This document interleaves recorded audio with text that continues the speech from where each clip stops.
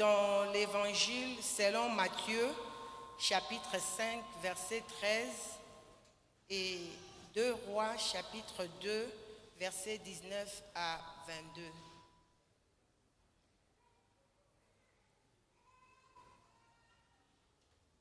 Matthieu, chapitre 5, verset 13.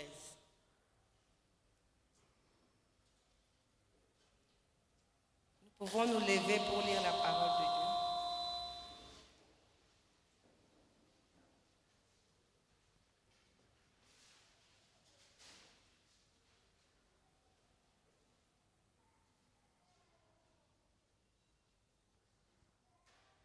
Vous êtes le sel de la terre.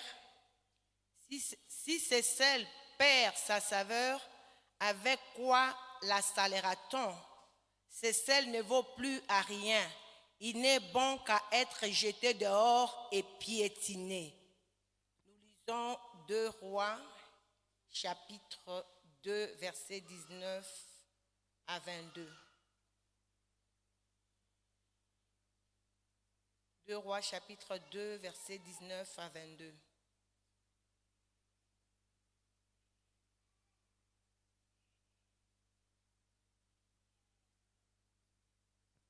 Les habitants de la ville vinrent dire à Élisée, « Vois-tu, notre ville est bien située comme mon Seigneur peut le voir, mais l'eau est malsaine et la terre infertile. » Il répondit, « Apportez-moi un plat neuf et mettez-y du sel. » Et ils lui apportèrent. Il se rendit à la source des eaux, jeta du sel et dit, « Voici ce que déclare l'Éternel.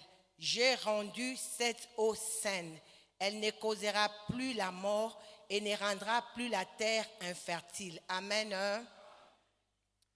Seigneur notre Dieu, nous voulons encore une fois de plus te dire merci pour ce temps que tu nous accordes pour écouter ta parole. Il est écrit, c'est poussé par l'Esprit que les hommes ont parlé. Saint-Esprit, nous nous recommandons entre ta main. Nous te recommandons nos cœurs. Nous te recommandons nos oreilles. Circoncis nos cœurs. Circoncis nos esprits. Circoncis nos oreilles. Enlève la distraction au milieu de nous. Et cela au nom de Jésus. Saint-Esprit, nous désirons ta présence. Toi, l'enseignant par excellence, viens éliminer les œuvres de notre cœur. Viens éclairer notre intelligence. Viens nous instruire dans toute la vérité. Brise l'incrédulité en nous. Accorde-nous la grâce d'écouter comme écoutent les disciples. Saint-Esprit de Dieu, prends le contrôle de ce moment. Prends le contrôle de chacun de nous. Que la distraction soit éloignée de ces lieux. Et cela au nom de Jésus. Saint-Esprit de Dieu, viens imposer Jésus. Viens honorer Jésus. Viens donner gloire au Père. Oui, non pas à nous, mais à ton nom donne gloire. Seigneur, ce soir, nous voulons diminuer afin que toi tu croisses, afin que toi tu apparaisses et que toute la gloire te revienne. Seigneur, il est écrit que ta parole ne sort jamais en vain. Nous prions, Seigneur, pour le but pour lequel tu as envoyé cette parole, que ce but soit atteint dans nos vies et dans nos cœurs, que ce but soit atteint dans cette église, que ce but soit atteint dans ce pays et même dans cette université. Et c'est là, au nom puissant de Jésus-Christ, nous avons prié. Amen. Nous pouvons nous asseoir. Sel de la terre pour rendre sa saveur à l'existence. Sel de la terre pour rendre sa saveur à l'existence. Jésus, après avoir, dans le béatitude, caractérisé les enfants de son royaume, il a aussi prédit les inévitables persécutions dans un monde ennemi de Dieu. Là, il parle de ça à partir de verset 10 au verset 12. Et à partir de verset 13 au verset 16, maintenant Jésus fait sentir tout le sérieux de sa position, dans la position de l'enfant du royaume. L'enfant du royaume, autrement, on l'appelle autrement le disciple de Christ. Il montre le sérieux de l'enfant du royaume. Il montre la grandeur de sa vocation. pour qu'il ne puisse pas se laisser abattre par les oppositions, mais qu'il puisse plutôt conserver son courage et sa fidélité pour avoir exercé une sainte influence qu'il est appelé à avoir. C'est ainsi qu'on l'appelle. On appelle cet enfant du royaume, ses disciples de Christ, sel et lumière. Amen. Le seul délateur pour rendre sa saveur à l'existence. Nous allons brièvement définir la saveur et l'existence. Il faut dire aussi que le Seigneur nous a beaucoup parlé déjà pendant tous ces mois. Voilà pourquoi nous allons peu parler et nous allons essayer de digérer dans la prière tout ce que nous avons eu à consommer tous ces mois. Car la parole de Dieu est comparée aussi à la nourriture.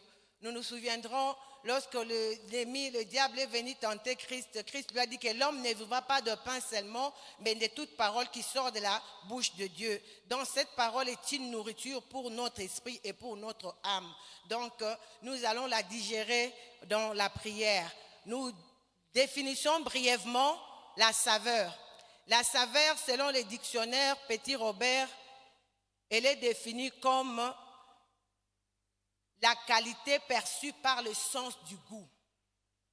La qualité qui est perçue par le sens du goût, ce qui est agréable, ce qui est plaisant. Tandis que l'existence, c'est le vécu, là où tu es en train de vivre, le milieu de ta vie. C'est ça l'existence. J'ai voulu définir ça d'une manière simple. Lorsque Dieu avait demandé à Moïse de monter à la montagne Sinaï pour recevoir les 10 tables de l'Alliance, les 10 commandements, Moïse est monté, il a fait 40 jours et 40 nuits et les enfants d'Israël étaient devenus impatients.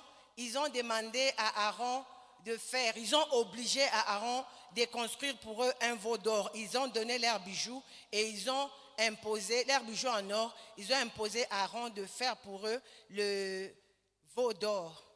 Et pendant que Moïse était à la montagne, lorsqu'il a fini avec le Seigneur et le Seigneur lui demande de descendre, le Seigneur lui dit, j'entends le bruit. Et le Seigneur a posé à Moïse la question de lui dire comment il définissait ce bruit. Moïse a dit, c'est le bruit du peuple qui est en effervescence. C'était pas ça. Amen. C'était le peuple qui était en train de pécher. Donc, il était en train de faire des choses semblables et des choses qui ne plaisaient pas au Seigneur. Moïse a pu discerner par son oui, quel a été, par son oui, par l'essence de son oui, quelle a été la situation du peuple. Il a discerné cela par l'essence de son oui. Il en est de même aussi pour nous chrétiens. Le monde nous discerne notre style de vie par notre saveur. Amen. Le monde discerne le style de vie de chaque chrétien, chaque disciple de Jésus, chaque enfant du royaume par sa saveur. La saveur est la qualité de ce qui est agréable, de ce qui est plaisant. Les chrétiens, donc, est le sel de la terre. Christ utilise ici des images physiques pour donner un enseignement spirituel. Les chrétiens est donc le sel de la terre. On nous a beaucoup défini les qualités du sel et on a essayé de sortir de ces qualités des enseignements spirituels. Et nous allons essayer de définir, de faire ressortir un peu de qualité en survolant. Les chrétiens est le sel de la terre, le sel purifie, le sel conserve, le sel empêche la putréfaction. Amen. Hein? En salant la viande, on peut conserver cette viande hors du congélateur plusieurs mois sans que la viande puisse se gâter ou pourrir. Et le monde est semblable aussi à un morceau de viande qui est en train de pourrir. Le mal est présent et le mal est partout. L'homme désobéit à Dieu. Il devient spirituellement corrompu, comme une viande avariée.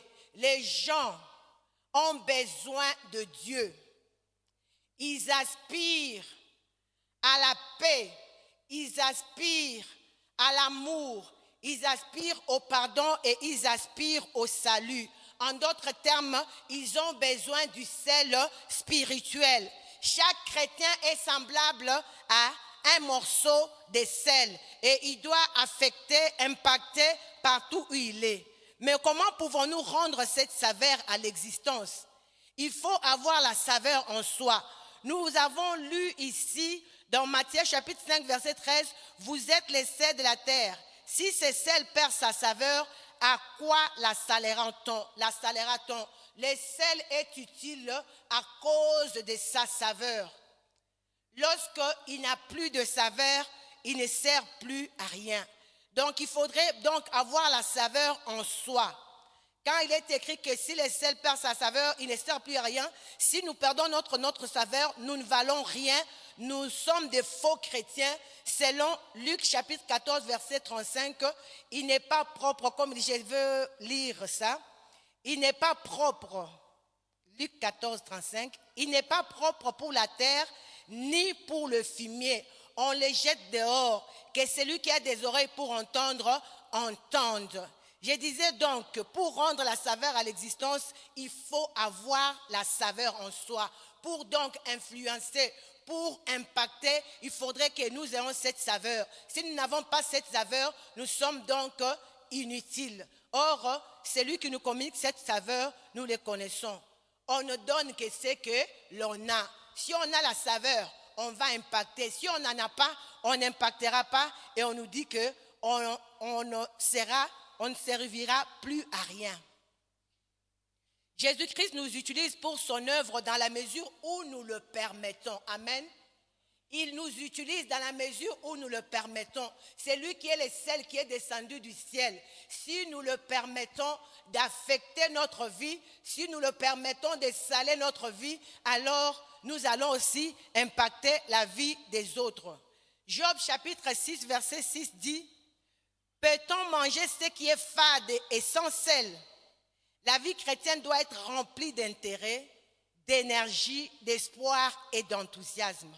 Comment pouvons-nous donc garder cette saveur? Parce que si nous la perdons, nous ne servons plus à rien. Notre vie sans Christ, elle ne vaut rien du tout. Comment nous pouvons garder cette saveur?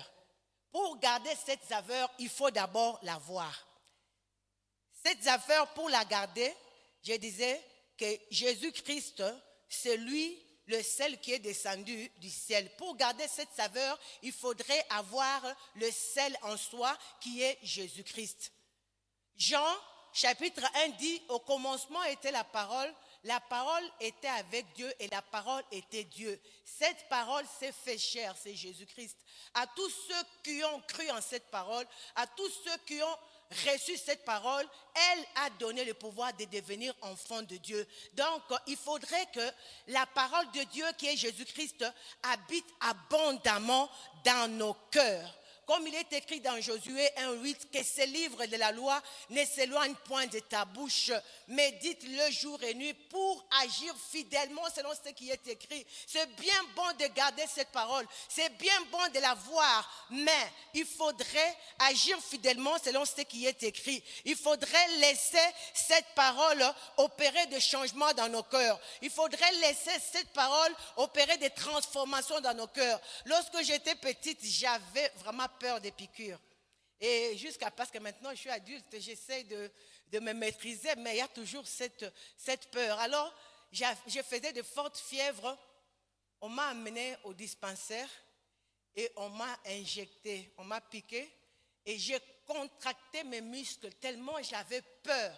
J'ai contracté mes muscles. Quand on voulait faire entrer les produits n'entraient pas dans le corps. La piqûre était dans le corps, mais les produits ne pouvaient pas entrer parce que j'avais contracté mes muscles. On a commencé à me supplier.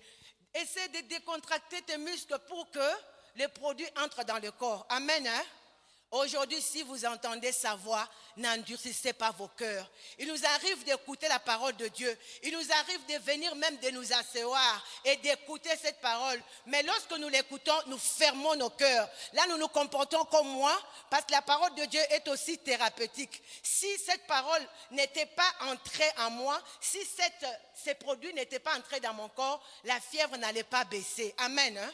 Donc si nous ne laissons pas la parole de Dieu faire son travail en nous, elle ne nous affectera pas, elle ne nous impactera pas et en conséquence, nous aussi, nous n'allons pas impacter les autres personnes. Nous avons intérêt à décontracter le muscle de nos cœurs afin que la parole de Dieu perce, bien-aimé. Dieu, ce n'est pas pour rien qu'il nous a envoyé cette parole. La Bible dit qu'il n'envoie sa parole, il n'envoie jamais sa parole en vain. Il l'envoie pour un but. Il faudrait que ce but soit atteint. Et pour que ce but soit atteint, il faudrait que toi et moi, nous puissions coopérer. Nous puissions décontracter le muscle de nos cœurs afin que la parole de Dieu travaille et opère. Sinon, nous resterons dans des théories, nous resterons dans des histoires. Or, la parole de Dieu est esprit et vie. La parole de Dieu est vivante et efficace, elle transforme des vies. Mais il faudrait que nous acceptions, toi et moi, de décontracter le muscle du cœur afin que la parole de Dieu perce, qu'elle puisse opérer de transformation, qu'elle puisse opérer des métamorphoses dans nos cœurs. On ne résiste pas à Dieu. Devant Dieu, on se soumet à sa parole. Il est écrit aujourd'hui, si vous entendez sa voix, n'endurcissez pas vos cœurs. Hébreu dit que cette parole juge, Hébreu chapitre 4, verset 12, dit que cette parole juge les sentiments et les pensées du cœur. Autrement dit, cette parole, elle vient justifier quiconque accepte de se repentir, de réagir positivement à cette parole. Et elle vient condamner quiconque résiste à cette parole. Donc, elle juge aussi. Elle juge les sentiments, elle juge les pensées. Voilà pourquoi nous avons intérêt à la laisser opérer dans nos cœurs. Parce que la parole de Dieu, elle est vivante, comme je disais. Il faudrait qu'elle rencontre le cœur disposé. Comme il est écrit dans Psaume 24, « Porte, élevez-vous. Élevez-vous, porte éternelle, car le roi de gloire veut faire son entrée. » Quel est ce roi de gloire? C'est l'Éternel puissant et fort dans le combat. C'est lui le roi de gloire. Comment il veut faire son entrée? Les portes symbolisent donc ton cœur et mon cœur. Le roi de gloire veut faire son entrée au travers de sa parole. Il veut rencontrer un cœur qui se dispose. Il veut rencontrer un cœur qui s'ouvre. Parfois nous venons devant le Seigneur avec des vases remplis. Nous venons devant le Seigneur avec une bouteille fermée. Et alors quand la bouteille est fermée, on verse de l'eau, mais l'eau n'entre pas. Le Seigneur veut réellement entrer. Il veut réellement transformer une vie. Il veut réellement te communiquer cette saveur. Il te me demande ce soir de continuer à nous disposer parce qu'il faudrait que la parole de Dieu perce. On nous a prêché tout ce mois sur l'obéissance à la parole de Dieu. Voilà pourquoi, pour obéir à cette parole, il faut la connaître. Il faut connaître la parole de Dieu pour que nous puissions obéir à cette parole. Pour que cette parole, quand nous obéissons à cette parole, elle affecte notre vie. Elle transforme la vie de quiconque la reçoit.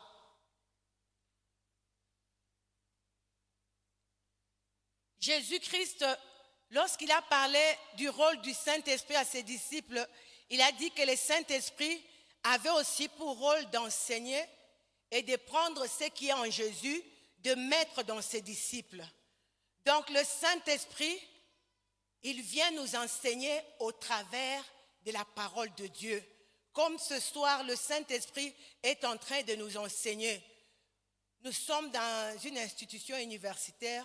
Nous savons que quand nous venons suivre le cours, pour qu'on puisse tester si nous avons réellement assimilé le cours, nous n'allons pas nous arrêter aux théories.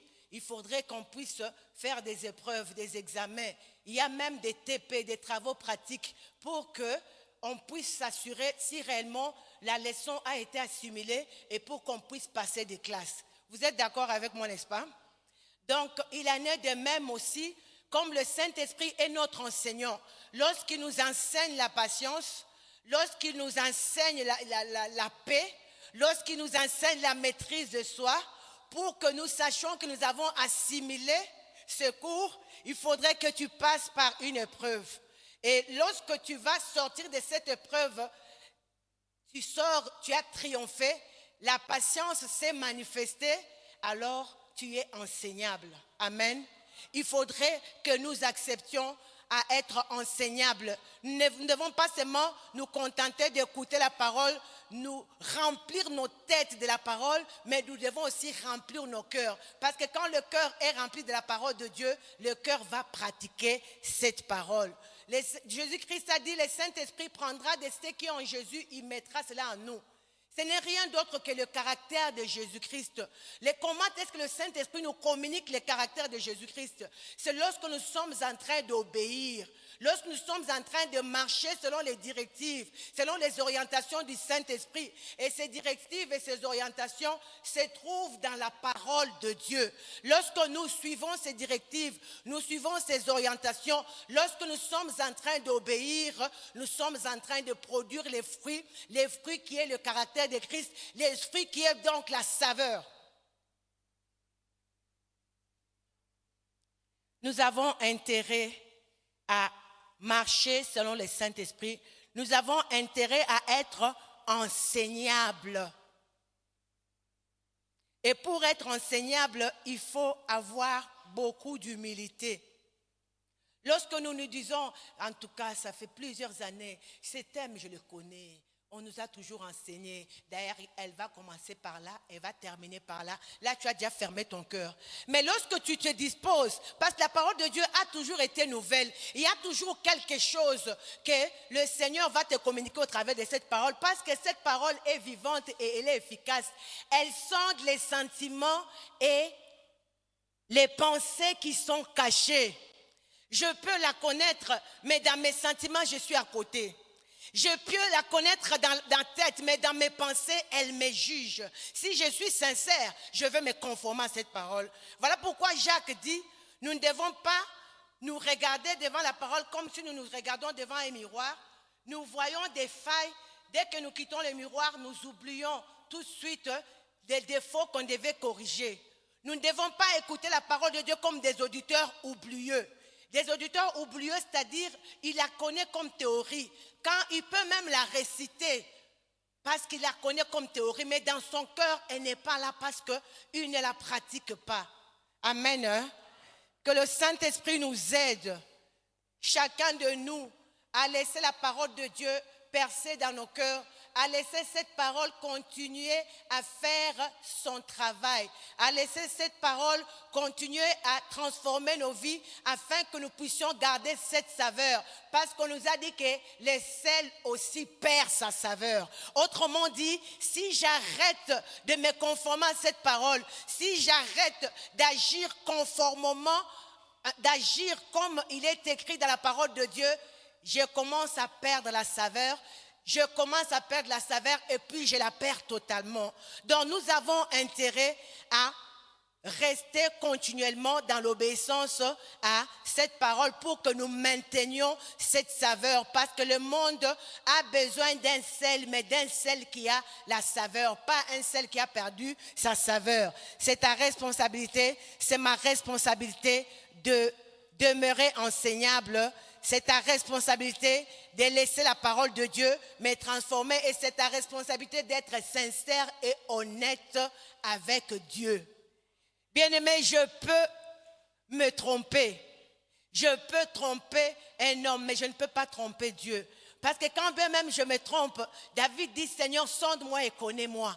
Éprouve-moi et connais mes pensées. Peut-être que je suis en train de me tromper moi-même, mais viens au travers de de ta parole, me révéler mes pensées afin que mes pensées se conforment à ta parole. Bien-aimés, nous avons intérêt à demeurer dans cette parole, à nous soumettre à cette parole afin qu'elle produise cette saveur. Ne nous contentons pas à l'écouter, ne nous contentons pas seulement à l'écouter, c'est bien d'écouter, mais nous devons aussi prendre plaisir à observer, à agir fidèlement selon tout ce qui est écrit dans cette parole.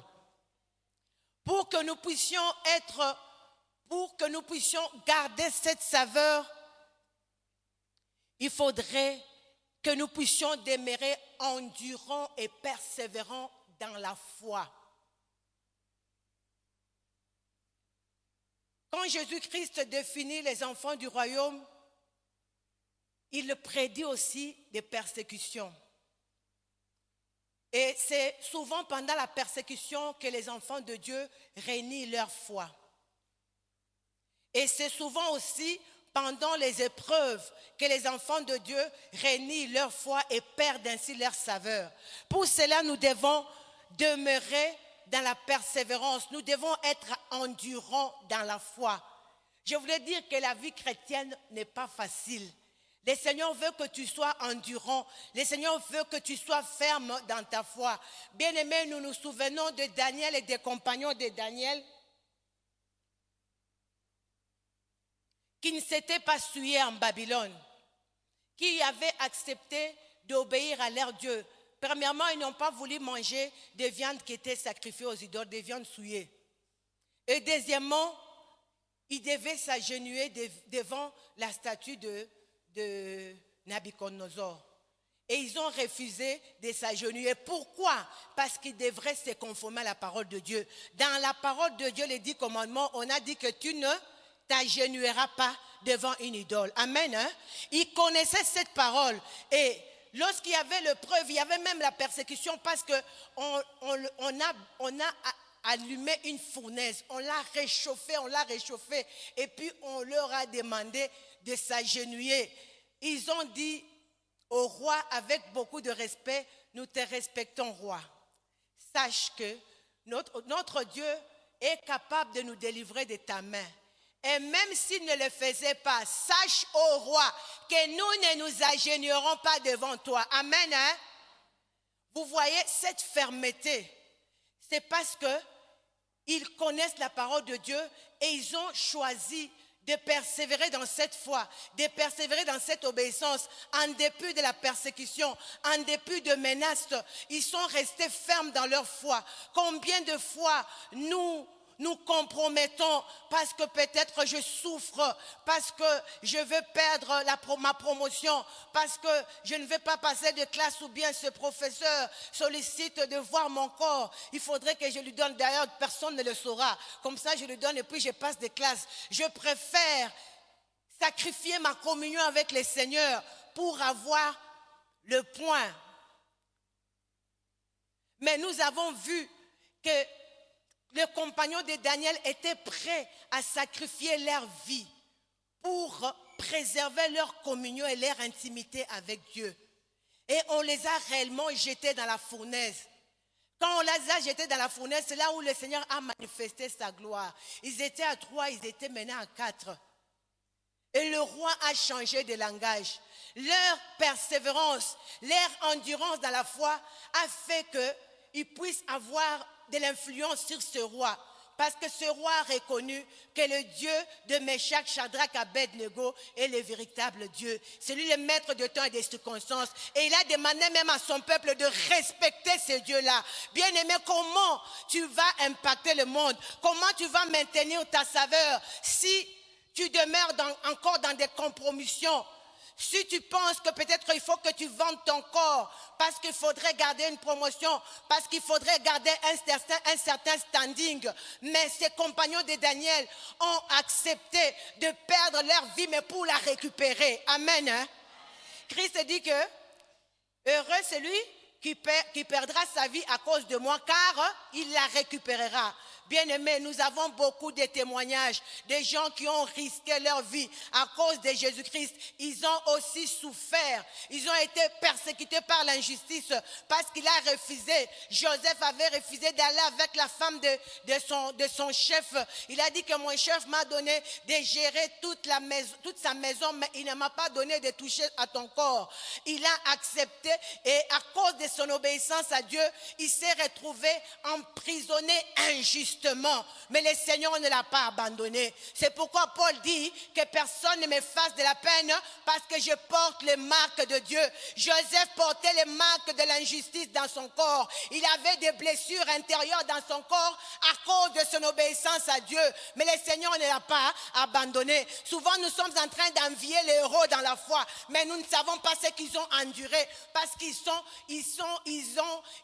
restés persévérants. Ils ont enduré la souffrance. Ils sont demeurés fermes dans leur foi et leur Dieu ne les a pas abandonnés. Aujourd'hui, ils servent de témoignage. Aujourd'hui, ils sont des lettres vivantes parce que jusqu'à aujourd'hui, on parle de Daniel. Jusqu'à aujourd'hui, on peut parler de Joseph. Et le Seigneur veut que les livres des actes des apôtres continuent. Voilà pourquoi on n'a jamais clôturé les livres des actes des apôtres. Parce que le Seigneur veut que ton témoignage y soit écrit. Une fois quand je serai en train de prêcher en ces lieux, que je puisse donner l'illustration de ta vie. Parce qu'un jour, tu as accepté aussi de persévérer dans la foi. Tu as accepté de demeurer endurant. Tu as connu des moments de preuve, des moments de moquerie, de raillerie. On commence à te dire, oh Moni, il fallait qu'on dise, malheureusement, qu'on est comment souffrir.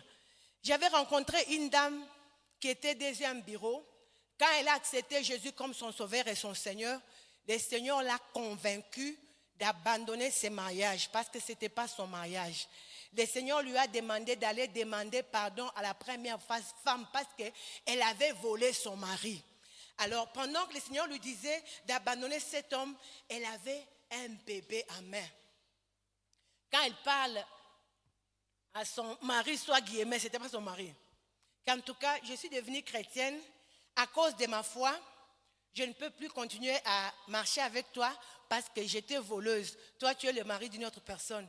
Cet homme lui a dit que si tu ne veux pas marcher avec moi, je ne vais plus te supporter. Même ces bébés ici, je n'achèterai plus rien pour lui.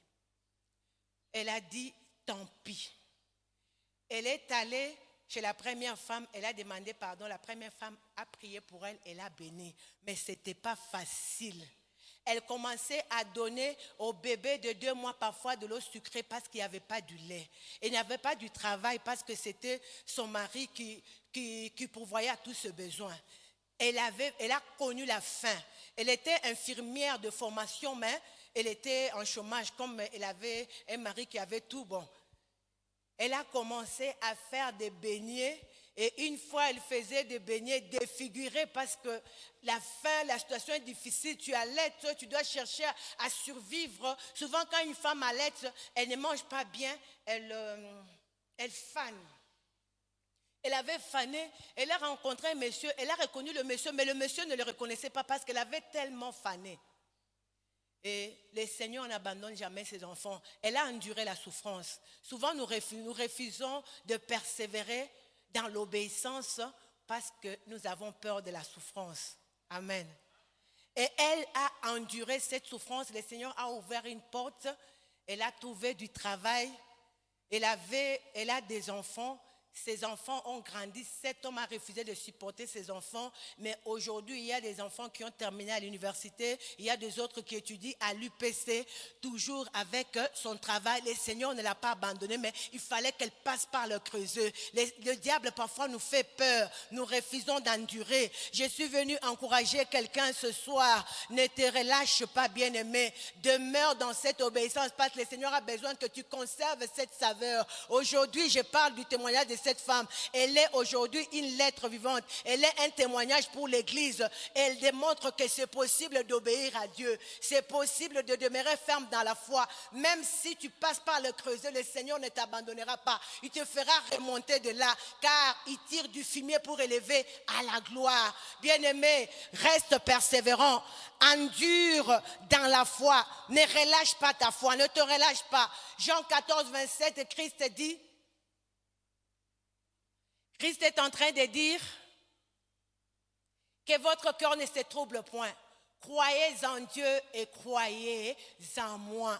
Bien-aimé, ne te laisse pas troubler par le mensonge du diable. Ne te laisse pas troubler par les moqueries. Peut-être tu as un sujet de prière que tu as amené dans la présence de Dieu. Il y a de cela 5 ans. Alors pendant que tu viens à la prière, il y a même tes amis, même parfois certains enfants de Dieu qui te rappellent en se moquant de toi. Mais yo mutobonde la rapone be pré va boye. Yo mutobonde la rebon liba les yeux attendent nini. Yo mutobonde la rebon moi na yeux attendent nini. Yo mutobonde la rebon musa les yeux attendent nini. Le Seigneur fait chaque chose bonne en son temps. La Bible dit qu'en toutes ces choses, nous sommes plus que vainqueurs. Que ton cœur ne se trouble point, que ton cœur ne s'alarme point.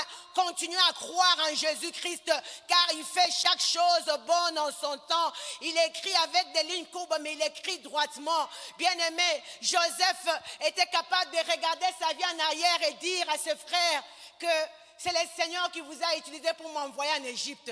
Mais lorsqu'on l'envoyait en Égypte, il ne réalisait pas cela.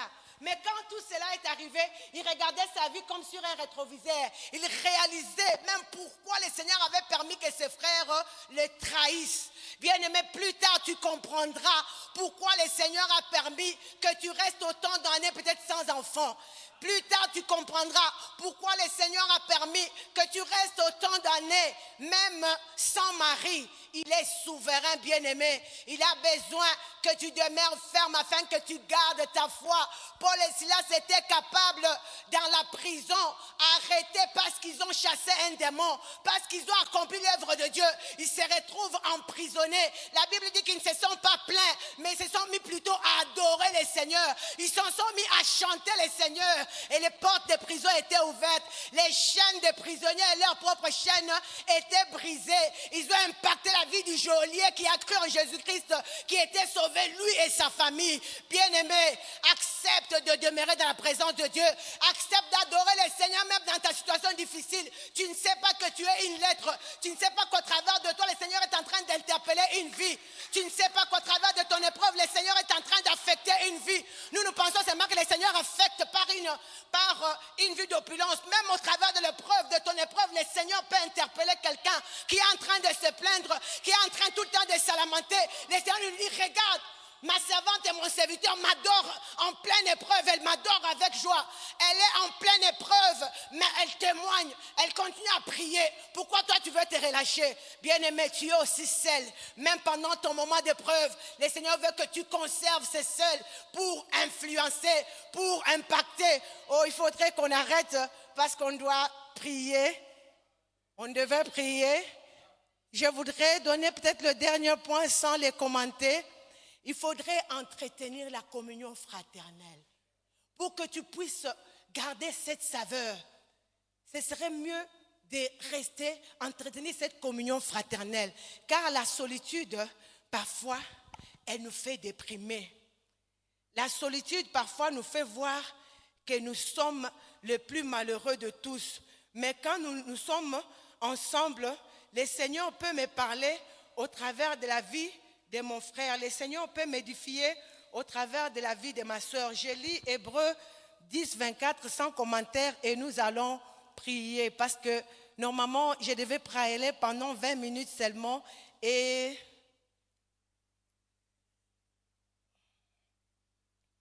10, 24. Et veillons les uns sur les autres pour nous encourager mutuellement à l'amour et à la pratique du bien. Amen. L'amour, ça fait partie de cette saveur. Même la pratique du bien fait partie de cette saveur.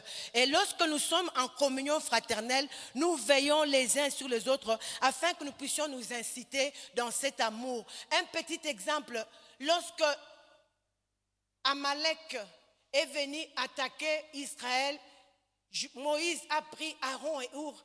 Ils sont allés à la montagne pour prier et Josué avec toute l'armée d'Israël sont allés combattre Amalek. La Bible dit que lorsque le main de Moïse était resté levé, c'était Israël qui l'emportait. Mais lorsque le main de Moïse s'affaiblissait, c'était Amalek qui l'emportait. Aaron et Our ont trouvé une pierre, ils ont fait asseoir Moïse sur la pierre.